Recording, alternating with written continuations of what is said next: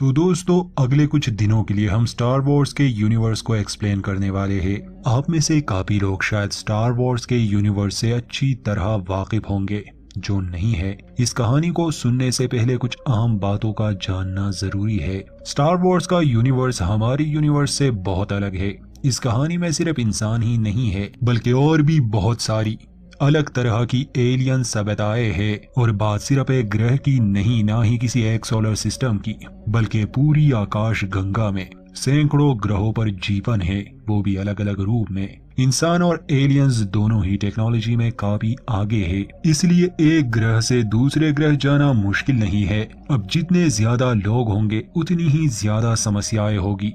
इन लोगों के बीच जंग ना हो, इसलिए एक रिपब्लिक बनती है और पूरी आकाश गंगा में कानून लागू किए जाते हैं। कानून के साथ राजनीति भी जुड़ी होती है, इसलिए काफी लोग अपने फायदे का सोचते हैं। तो कभी कभार आकाश गंगा के इन ग्रहों पर छोटी मोटी लड़ाइयाँ होती रहती है। वैसे तो बड़ी बड़ी लड़ाइयाँ भी हुई है, मगर आमतौर पर ऐसा ही होता है। अब स्टार वॉर्स के यूनिवर्स में गॉड का कोई कॉन्सेप्ट नहीं है, मगर एक शक्ति है जिसे ये दिव्य शक्ति कहते हैं, और ये सच में होती है। अब इस दिव्य शक्ति के दो पहलू है, एक अच्छा और दूसरा बुरा। अब जो लोग इस शक्ति के अच्छे पहलू को इस्तेमाल करते हैं उन्हें जडाई कहते हैं। ये इस आकाशगंगा के सबसे शक्तिशाली योद्धा होते हैं, और ये सिर्फ बुराई के खिलाफ लड़ते हैं ताकि लोगों को इंसाफ मिल सके और ग्रहों पर शांति बरकरार रहे।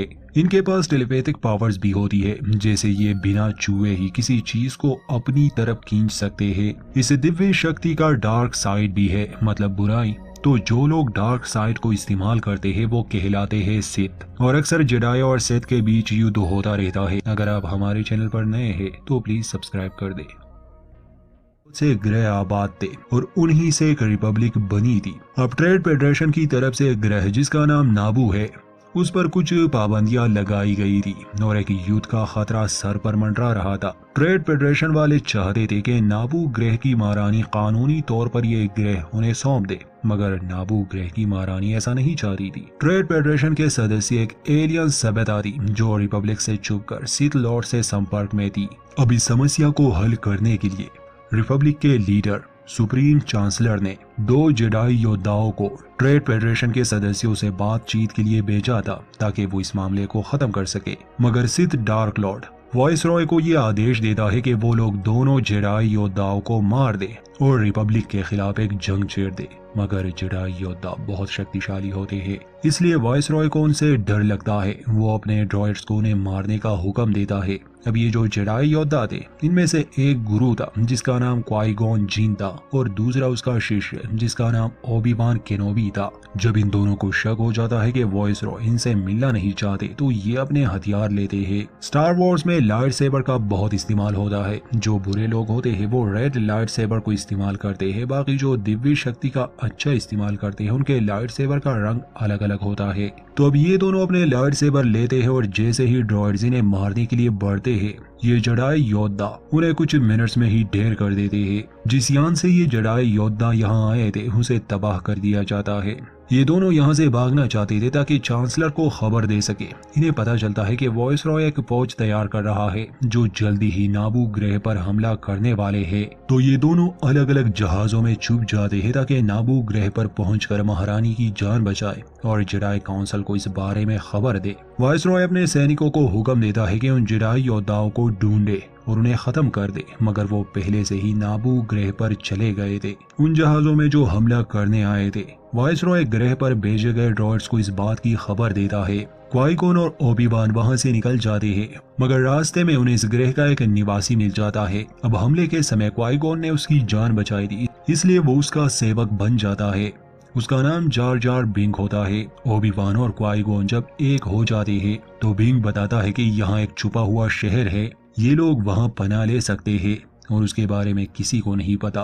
बिंग बताता है कि उसे किसी गलती की वजह से उस शहर से निकाला गया है। क्वाई-गॉन को मदद चाहिए थी ताकि किसी तरह वो रिपब्लिक से संपर्क कर सके, इसलिए वो बिंग से कहता है कि तुम्हें किसी भी हाल में हमें उस शहर में ले जाना होगा। ये शहर पानी के अंदर था, तो बिंग दोनों को उस शहर में ले जाता है। जेडाई योद्धाओं को देखकर वहाँ के लोग थोड़े घबरा जाते हैं। खैर, इन्हें राजा के सामने पेश किया जाता है। अब बिंग को तो यहाँ से पहले ही निकाल दिया गया था, उसे तो बड़ी सजा होने वाली थी। अब क्वाई-गॉन वहाँ के राजा को बताता है कि आपके ग्रह पर हमला हुआ है, मगर राजा कहते हैं कि नाबू से हमें कोई लेना देना नहीं, उसे महारानी भी नहीं पसंद थी। क्वाई-गॉन कहता है कि तुम और नाबू जुड़े हो, अगर इस ग्रह को कुछ होता है तो तुम पर भी असर पड़ेगा। राजा कहते हैं कि हमारा ये शहर पानी के अंदर है, उन्हें पता नहीं चलेगा। क्वाई-गॉन उससे एक वाहन की मांग करता है और बिंग को भी अपने साथ ले जाता है। राजा उन्हें वाहन भी देता है और बिंग भी। अब पानी के रास्ते ये लोग महारानी के शहर के लिए अपना सफर शुरू करते हैं। रास्ते में कुछ बड़े बड़े पानी के जीव इन पर हमला भी करते हैं, मगर सही सलामत ये दूसरे सिरे पर निकल आते हैं। अब वॉइस रॉय ने शहर पर हमला कर दिया था और महारानी को बंदी बना लिया गया था, मगर इससे पहले कि वॉइस रॉय अपने मकसद में कामयाब हो पाता, क्वाई-गॉन और ओबी-वान महारानी को बचाकर ले जाते हैं। महारानी अपनी प्रजा को छोड़ना नहीं चाहती थी, मगर क्वाई-गॉन को यकीन था कि महासंघ का जरूर कोई और मकसद है, वो जंग छेड़ना चाहते हैं। उस अंतरिक्ष यान में क्वाई-गॉन के कहने पर ये लोग एक टेटविन नामी ग्रह पर जाते हैं जो महासंघ के कब्जे से काफी दूर था और ये लोग कुछ समय के लिए वहां सुरक्षित रह सकते थे। उस ग्रह पर पहुंचकर ये लोग शहर से काफी दूर यान को उतारते हैं। इनके यान का हाइपर ड्राइव अब खराब हो चुका था, तो क्वाई-गॉन बिंग और पार्ड में शहर में जाते हैं, जहां क्वाई-गॉन एक सौदागर से हाइपर ड्राइव की मांग करता है, मगर हाइपर ड्राइव के लिए बहुत पैसे लगने वाले थे और अभी ये लोग जल्दबाजी में निकले थे, तो इतना कुछ नहीं था इनके पास। ये रिपब्लिक से भी संपर्क नहीं कर सकते थे। इसी शहर में क्वाई-गॉन की मुलाकात एक छोटे लड़के से होती है। वो एक सौदागर का गुलाम था, उसका नाम एनिकिन स्काईवॉकर था, एक काबिल बच्चा। पहली ही मुलाकात में क्वाई-गॉन इस लड़के एनाकिन स्काईवॉकर में दिव्य शक्ति को महसूस कर लेता है। इन्हें हाइपर ड्राइव की जरूरत थी, तो एनाकिन इनकी मदद करता है। यहाँ के सौदागरों को जुए की लत लग गई थी और एनाकिन का कहना था कि वो एक दौड़ में हिस्सा लेगा। पहले तो एनाकिन की माँ इस बात के लिए राजी नहीं होती, क्योंकि एनाकिन आज तक ऐसी कोई भी दौड़ पूरी नहीं कर पाया, मगर क्वाई-गॉन को दिव्य शक्ति पर भरोसा था और एनाकिन का मिलना भी इत्तेफाक नहीं था। इसलिए वो उस एलियन से एक सौदा करता है कि एनाकिन दौड़ में हिस्सा लेगा। अगर वो जीता तो सौदागर उसे हाइपर ड्राइव भी देगा और एनाकिन को भी आजाद कर देगा, अगर नहीं तो क्वाई-गॉन के पास जो अंतरिक्ष यान है वो सौदागर को मिल जाएगा। वो इसके लिए मान जाता है। जब रेस शुरू हो जाती है तो एनाकिन पीछे रह गया था, सभी को लगा वो हार जाएगा, मगर अंत में वही जीत जाता है। क्वाई-गॉन को हाइपर ड्राइव मिल गया और अब एनाकिन भी आजाद था।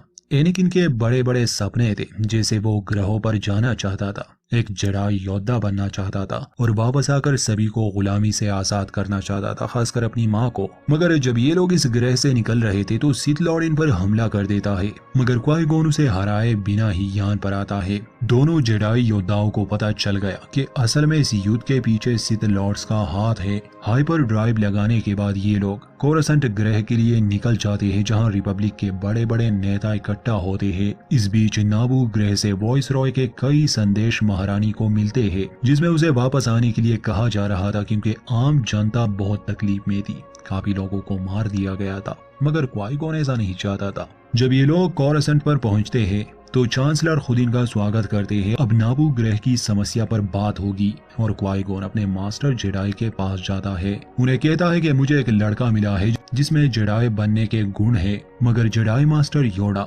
क्वाई-गॉन से कहता है कि तुम्हारे पास पहले से ही एक शिष्य है, तुम दूसरा नहीं रख सकते। मगर क्वाई-गॉन कहता है कि ओबी-वान अब पूरी तरह से तैयार है और मेरी ख्वाहिश है कि मैं एनाकिन स्काईवॉकर को एक नया जेडाई बनाऊं। जेडाई काउंसिल इस नतीजे पर पहुंचती है कि वो एनाकिन का टेस्ट लेंगे, तब कोई फैसला कर लेंगे। अब नाबू की रानी सेनेटर से बात करती है, जो उसे समझाता है कि हम किसी और को चांसलर बना देंगे जिसके पास पावर हो। पुराना वाला चांसलर तो पहले से ही समस्याओं से घिरे हुए है, या फिर हम कोर्ट में ही मुकदमा दायर कर सकते हैं। मगर हर दिन रानी के लोग मर रहे थे, इसलिए उसके पास इतना समय नहीं था। अब सेनेट में रानी चांसलर को हटाने का प्रस्ताव रखती है, हर कोई वोट करता है, मगर इसमें समय लगने वाला था और महारानी को अपने लोगों की चिंता थी, इसलिए वो वापस नाबू ग्रह पर जाने का फैसला करती है ताकि वो अपने हक के लिए लड़ सके, अपने राज्य के सभी लोगों को इकट्ठा करे और उनके खिलाफ एक युद्ध करे। जेडाई काउंसिल एनाकिन स्काईवॉकर का टेस्ट लेते हैं तो मास्टर योडा का कहना था कि मुझे इस लड़के के बारे में कुछ ठीक नहीं लग रहा, इसका भविष्य धुंधला सा है,